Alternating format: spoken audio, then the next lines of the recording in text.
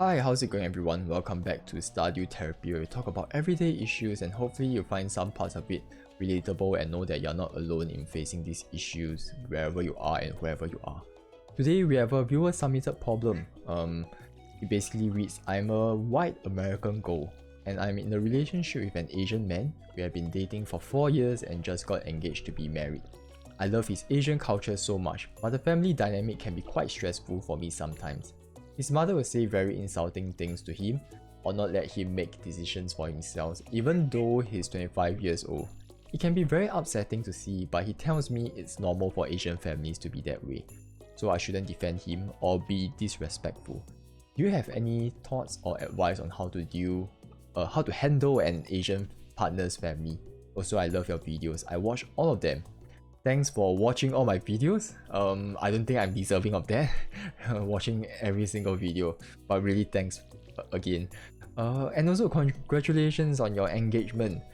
The scenario you mentioned is quite common among Asian families, and I can understand where your fiance is coming from, because when he mentioned about how you shouldn't kind of talk back or you shouldn't raise the issue with his mom, because it can be disrespectful when you try and defend him, and that's true. You know, when you try and when you say such things to the parents, it might be offensive. You know, they think that do you disagree with my parenting style? And I mean, that is Asian parenting, isn't it? By insulting, by scolding, that's how they see it as caring for the child, and that is very different from a Western kind of concept, right, of caring. Whereas in the Western side, I suppose the parents will say, I love you, they are very nice, they are very positive encouragement, reinforcement in this case. Whereas Asian culture is a lot more negative reinforcement, I suppose, by dishing out insults and beating, the child. We are hoping that they stop committing stupid acts. That's how it works.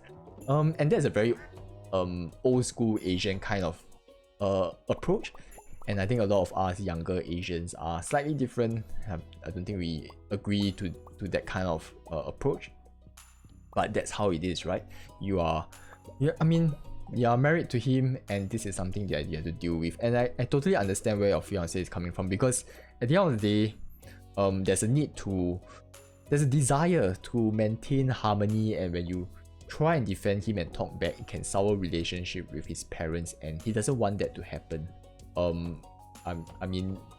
The whole thing about Asian, married to an Asian, right, is that I would assume in the Western context is that people leave their parents at 18 years old, they live alone, and the parents and their child are not that tight knitted.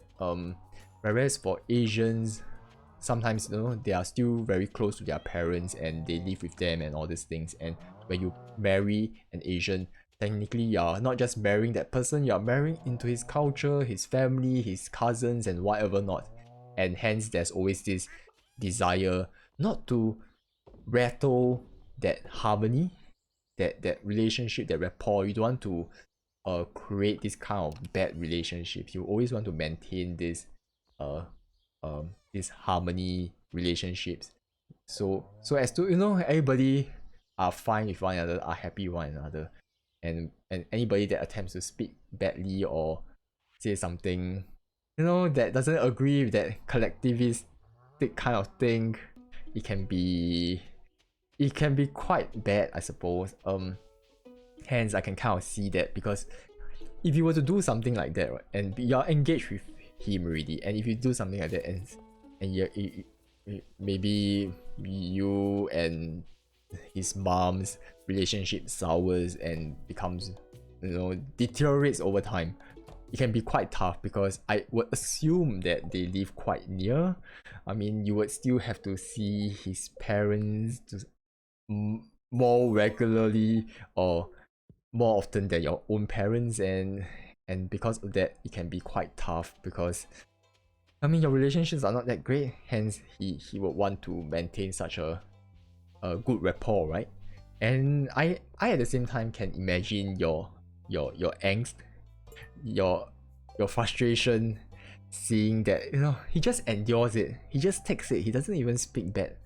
And I mean, I can understand his position because as a child, right, as an Asian child, you want to be filial, you don't want to be disrespectful to your own parents. And that's how we are kind of brought up to accept the beating, I suppose. I think it's important, you know, that you be open with him and tell him how you feel, that you are upset that he is being insulted and he is not allowed to make any decisions, because this is very, very important for you to do this talk. At the end of the day, like what I mentioned, you are marrying into the whole family. And if he can't make decisions for himself, it's going to be a huge issue, because the Asian parents are going to be involved in whatever family decisions you make. Potentially, I would say. I have no idea how the family is like, but I'm going to be guessing here. And most often than not, they're going to be involved in every step of the way. They're going to be more involved than not. That's their way of caring, I suppose. And you're going to be seeing their parents quite often. And if you see his parents quite often, every time they insult him, you're gonna get triggered, you're gonna get frustrated, you're gonna get upset. So this is not the way to go, to just accept the status quo and endure it forever. That is not gonna work. I don't think they are that old to the extent they are gonna leave the world anytime soon. It's gonna be a couple of decades before they pass away, and you're gonna be living with them. And it's very important in a marriage where you need to be, before you start this journey, you have to just be on the same page, to just check with him, see how he feels about it, because it's important to understand why he behaves that way. Even though, I mean, we can all chalk it up to being filial and not being disrespectful, not being disrespectful, right? But at the same time, you have to understand where he's coming from, how he feels, because he might accept it, but he might not feel great about it. And perhaps y'all can come to the conclusion on how do you want to address it. If you know, he doesn't live near his parents, he barely, you know, hangs out with his parents at all, there's no expectations to be close to them, then I think that's fine. You can just completely avoid it. But if it's the traditional family where you're expected to meet regularly, be in contact constantly, then that's another whole kind of problem that you really have to sit down and address, right? Because this will constantly surface, they will constantly be in touch with you, and I think it will be even more severe where once you have a child, right? If you want to have a child, then they will want to have a hand in whatever that you are doing for the child as well. And I think you need to kind of just sit down with him and decide what is going on, because the parents is going to be with you at every step of the way. They're going to control your housing choices, your house furnishing, lifestyle choices, parenting choices. These are all possible things that might happen here, and it will become increasingly frustrating if you decide to just ignore it and accept whatever he says, by saying like, you know, you shouldn't be disrespectful, shouldn't be talking back. But I mean, if you accept that, it's going to last forever, and that's usually the problem, right? A lot of us Asian children, we try to not be disrespectful, and we just end up suffering from that and having a childhood kind of trauma, and it just sticks with us forever until our parents pass away. And I guess in some ways we also kind of feel powerless. I guess we are kind of thought to be powerless, I would say. We don't dare to speak back because we don't have any kind of autonomy, right, or control. They can just kick us out of the house or whatever not. But I think he's 25 years old now, he's working. There's power here, there's control, there's autonomy, and he needs to recognize that, I guess. And at the same time, see what he really wants. I mean, at the end of the day, they are his parents after all, and he might, you know, I mean, he might be of the kind of mindset where I have to take care of my parents and all these things, and it's important to understand where he wants to be, right, in terms of his relationship with his parents and his relationship with you. And I would say, personally, my take is, if I'm the person, if you know, my priority would always be my wife, I would say, but that will be different among different people, right? because I feel that at the end of the day, my wife is the one that is going to be living with me forever. I mean, that's a lifelong commitment, right? But my parents aren't, and that's why I will always prioritize my wife. But that's, people might have a different take on this, because the Asian family values are strong, man, and sometimes it can be of a situation where his priority of people, right, will be his parents first, then you are the second one, or perhaps you and the parents are on the same tier, but subconsciously you have to pick one over the other, and that's where, you know, his parents might be like, you know, the priority here. And this is the part where having that talk, where you sit down to talk about it, is important to help establish that I suppose hierarchy. But this sounds very, I don't know, it doesn't sound nice, but it's important, right? That's like the same thing as a prenuptial and all this agreement, right? Where you need to, before you commit to these lifelong decisions, it's important to just understand where he is coming from, and also understand, I'm not quite sure how long you have been dating. For 4 years, I suppose. For 4 years, I guess you guys would have the kind of rapport and that closeness and being open, right? So it should be fine. I mean, it's not some sort of shotgun marriage or somebody that you just met 1 year ago or within 6 months.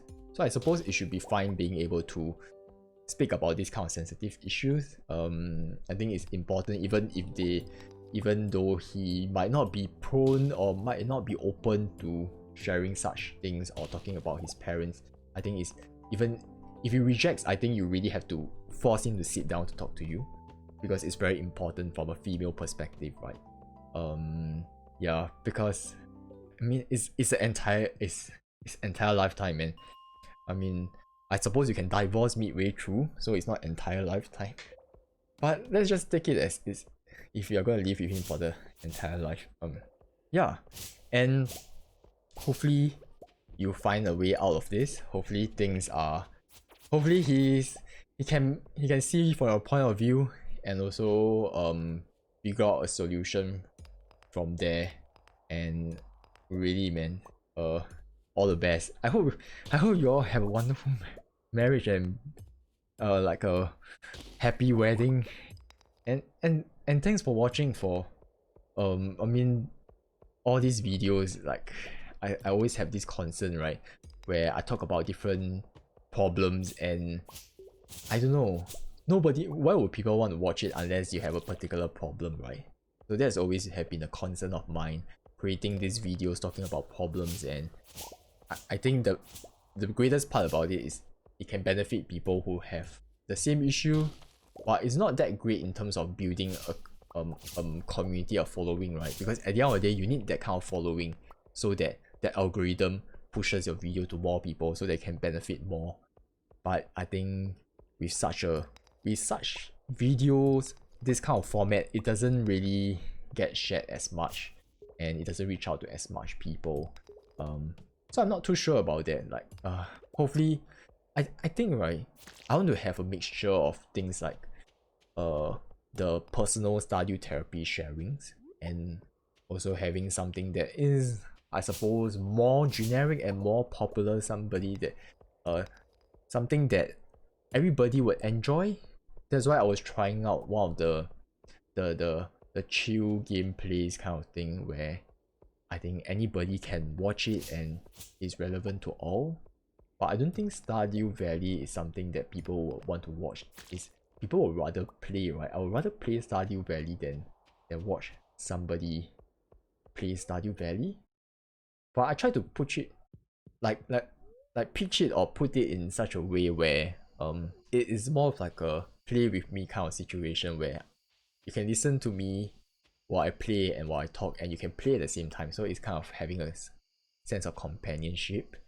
But I think Stardew Valley is just something that people would rather play on their own, and maybe I just need to find some generic content that is exciting that people want to watch, to really bring in the crowd to share their problems, and also to push the Stardew therapy videos to more people.